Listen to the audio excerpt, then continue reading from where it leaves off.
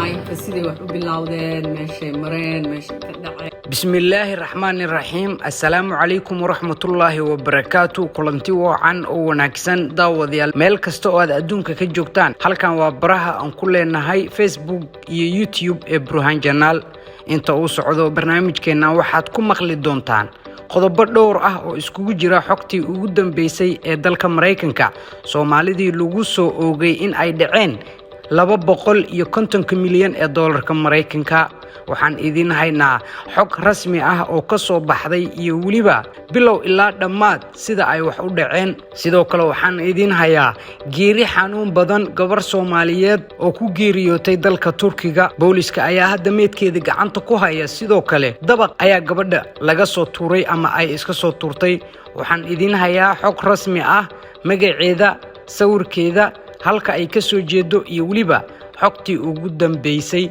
daawade fadlan waxaan ka codsanayaa halkan waxaan ku soo gudbinaa barnaamijyada dhacdooyinka caalamka ugu waaweyn ee ka dhaca sidoo kalena hamoogaanina 24 saac ee la soo dhaafay wixii adduunka iyo waliba Soomaaliya ka dhacay anigu waa Burhan Cali halkan waa Burhan Channel laakiin waxaan idin ka codsanayaa dhibaato weyn ayaa waxa ay naga haysataa dhanka like-ta ah muuqaaladeena ugu yaraan waxa daawata ku dhawaad 50,000 ilaa 60,000 oo qof oo Soomaaliyeed laakiin dhowr kun oo kamid ah ayaa like noo saara fadlan hadii aadan ku jirin dadkii marka hore like noo saari jiray hadda waa sharaf iyo codsi in aad muuqaalka like saarto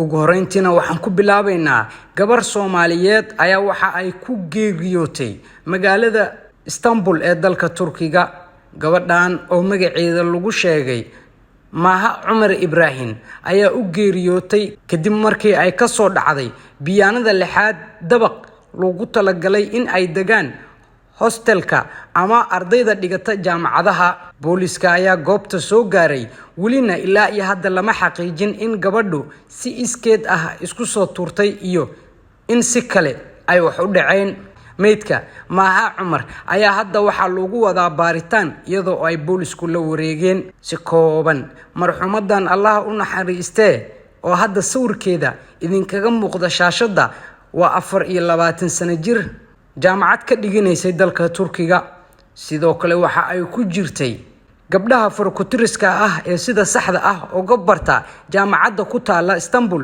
ee dalka Turkiga 24 sano jirkan ayaa waxa ay dhiganaysay jaamacad lagu magacaabo Sabahattin Zayn kuliyadda cilmi nafsiga waxa ayna ku taala jaamacaddu Istanbul ee dalka Turkiga laakiin waxa jira warar hordhac ah oo aan ka helayno isla goobta uu shilku ka dhacay ilaa iyo hadda gabadha lama xaqiijin in iskeed ay isku soo tuurtay iyo in kale walow hore aan idinkugu soo sheegay in booliska uu baaritaan arrimahaasi la xiriira uu wada gabadhu waxa ay iska soo tuurtay biyaanada lixaad inkastoo dabaqaasi ay u badnaayeen arday ajaanib ah iyo waliba kuwa dalkeena Soomaaliyeed iyo caalamka oo idil iskaga yimid waa markii ugu horeysay oo fal noocana uu ka dhaco dabaqaas ay degan yihiin ardayda Soomaaliyeed ee jaamacadaha Turkiga wax ka barta wixii wara oo ku soo kordhana isla boggeena YouTube ama Facebook ayaad kala socon kartaan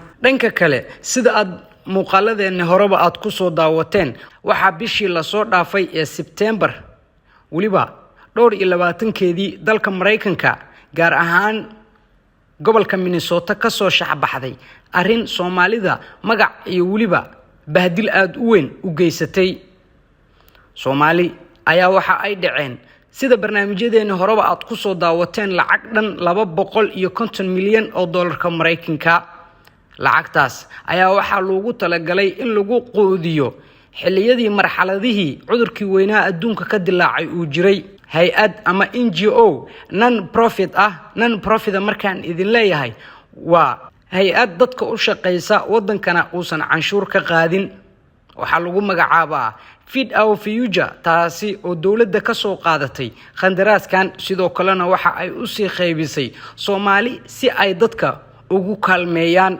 250 milyan oo dollarka Mareykanka ayaa waxa lagu cunay NGO-gaas muddo hal sano gudaheed ah Soomaali badan ayaa barnaamijkaani loo soo qabqabtay laakiin waxyaabaha mucjisada leh ayaa waxa ay tahay in dabaq ka mid ah dabaqyada ku yaala Minneapolis oo ka kooban ilaa 6 dabaq halkii blogna ama halkii qaybna uu ka kooban yahay 12 guri, taasi oo markii la isku dhuftana noqon karta dhowr iyo 70 guri ayaa waxa la leeyahayba ama xogta aan ka helayna sheegayaan in dhamaantood markii laga reebo 2 guri inta kale barnaamijkan ay ku lahaayeen ayna ka mid yihiin dadka cunay 250 milyan oo dollarka Mareykanka. Hooyooyin Soomaaliyeed oo ku nool dalkaasi gaar ahaan Minnesota ayaa caruurtoodii jaamacadaha dhiganaysay ama high schoolada dhiganaysay ayaa waxa ay isticmaaleen magacyadoodii iyo ID kaaradoodii iyagoo wax ku xariistay. Tusaale ahaan haddii aan idin soo qaato, gabar ayaa isbuucii hore waxa looga wacay booliska iyadoo ku jirta galaaskii ama dugsiga sare ay dhiganaysay. Gabadhu waxa loo sheegay in ay tahay qof dambiile ah iyadoo waliba aan gaarin da'ada 18 ka koreysa xilligaasi oo aan ula jeedo in qofka uu qaangaaray. Gabadhu waa ay yaabtay, shoogna waa ay qaaday, laakiin arintaas waxa uga sii darnaa markii loo soo daabacay in magaceeda lagu isticmaalay lacaga aad u fara badan. Waxa ka mid ahaa in baabuur iyo guryo lagu gatay magaceeda iyadoo dawladuna ay ka warqabto in gabadhaani waliba aysan si iskeed ah u shaqaysan walow ay ku jirto gabdhaha Amazon-ta ka shaqeeya waana kuwa wax barta oo kaliya. Waxyaabaha cajiibka ah ee gabadha ka yaabiyo waxa ka mid ahaa in magaceeda loo isticmaalay baabuur aad u qaali ah lagu gatay magaceeda oo waliba si cash ah, bangina aan laga soo deemin ee lacagta hal mar ay wada shubtay. Gabadhu waa ay soo laabatay, waxa ayna timid guriga hooyadeed iyada oo ooynaysa. Waxa ayna ku tiri, hooyo waa aad i baxaraysay, laakiin waxa ballan ah in wax kasta iyo waxa tahayba aan sheegi doono.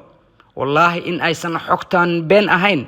dalka Mareykanka ayay ka dhacday, khaasatan Minnesota. Soomaalida halkaasi degan oo dhanna way ka warhayaan. Hooyo Soomaaliyeed oo aan magaceeda ku soo koobayna Canab ayaa waxa ay ku jirtaa dadka lacagaha aad ka fara badan loo haysto. Hooyadaasi waxa la sheegayaa in ay isticmaashay lacag ama ay dhunsatay lacag 18 milyan oo dollarka Mareykanka. Hadda ayada waxa ay ku jirtaa xabsiga walow dhowrkii biri ee la soo dhaafay ama shalay iyo dar hadba ay socdeen olole Soomaalida ay ka wadeen suuqyada waaweyn oo ay dadku ka dukaameystaan 24ka iyo waliba suuqa lagu magacaabo Carmel, kuwaasi oo moolal wax kasta iyo dukaamo laga shopping gareysto ay ku yaalaan. ayaa Soomaalida waxa ay wataan warqado dadka community-ga Soomaalida ay saxiixayaan.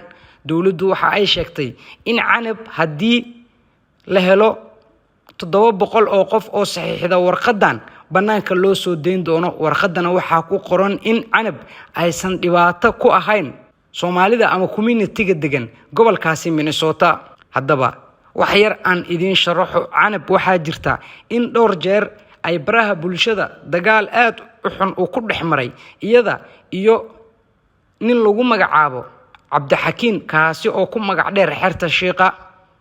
Cabdixakiin iyo gabadhan dadka degan Minnesota aad iyo aad ayay u wada yaqaanaan oo waliba arrimahooda mararka qaar xitaa waxa ay tagtay dacwado iyo maxkamada sarsare. Markii ugu dambeysay dawladda dalka Mareykanka ayaa waxa ay Canab ka codsatay in ninkaasi aysan u dhawaan. Tusaale, haddii uu joogo meel dhowr mitir u jirta haddii ay tagto in ay carqalad ku tahay ninkaas nafsadiisa ama ay dili kartaba.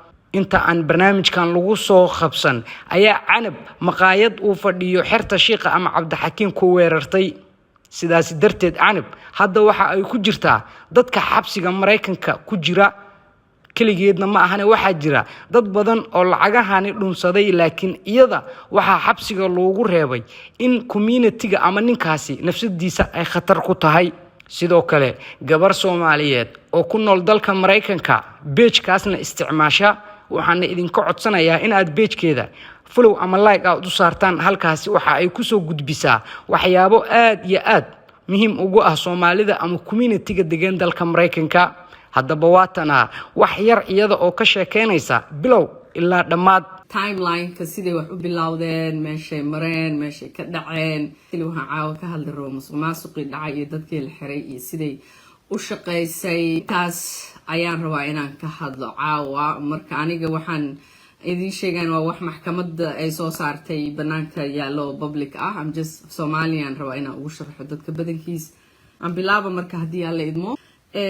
waxaa la dhahaa company-ga ama muxuu ahay qolada lagu soo oogay dambiga Feeding Our Future waxay waa non-profit oo dallad u ahaa meel non-profit-yada kaleeto oo muxuu ahay non-profit sidiisaba waa company aan canshuur laga qaadin oo company-yaasha markay samaysan yihiin ayaa waxaa leedahay kana waa company faa'iido aan u samaystay oo waa lagu canshuuraa.